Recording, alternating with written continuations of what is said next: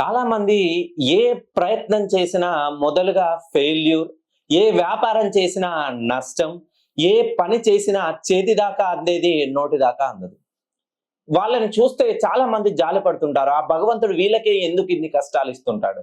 నా దగ్గరికి సుమారుగా రాజమండ్రి దగ్గరలో ఒక చిన్న మారుమూల గ్రామం నుండి ప్రణయ్ అనే ఒక వ్యక్తి వచ్చాడు. ఆయన, సార్, నేను చేసిన ప్రతి ప్రయత్నంలోనూ విఫలం. నేను డిగ్రీ కంప్లీట్ చేశాను. పీజీ రాస్తున్నాను. కాకపోతే నాకు చిన్నప్పటి నుండే వ్యాపారం చేయాలనే ఆలోచన ఎక్కువ. నేను డైరీ ఫార్మ్ ప్రారంభించాను. ఆక్వాకల్చర్ చేశాను. ఫిష్‌ల బిజినెస్ చేశాను. టెక్స్టైల్ బిజినెస్ చేశాను. ఇలా సుమారుగా ఒక 10, 15 వ్యాపారాలు చేశాను. ప్రతి వ్యాపారంలోనూ నష్టం. నేను ఉద్యోగం సైడ్ వెళ్తే చేసిన ఉద్యోగం సుమారుగా 6 నెలలు చేయడం, ఆ ఉద్యోగంలో స్థానం మార్పు. డిగ్రీ పూర్తయిన దగ్గర నుండి నా పీజీ వరకు సుమారుగా 5.5 సంవత్సరాలు పట్టింది సార్. ఈ 5.5 సంవత్సరాలు నేను చేసిన ప్రతి పనిలోనూ నష్టమే ఉంది.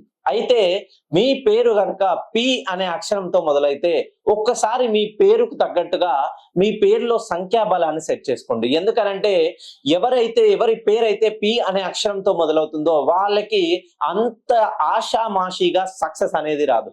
మీరు కష్టపడాలి. ఆ కష్టానికి ఎన్నో సమస్యలను ఎదుర్కొనాలి, ఎన్నో అవమానాలు ఫేస్ చేయాలి. అలా అయితేనే మీ జీవితంలో చివరగా సక్సెస్ అనేది వస్తుంది. అయితే చాలా మంది చెప్తున్న మాట, అందరికీ ఉన్నట్టుగా మాకెందుకు లేదు. భగవంతుడు ఎప్పుడైతే కాసిన చెట్టుకే రాళ్ళ దెబ్బలు, ఎవరైతే మంచి సత్ప్రవర్తన కలిగి ఉంటారో వాళ్ళకే పరీక్షలు ఎక్కువ ఉంటాయి.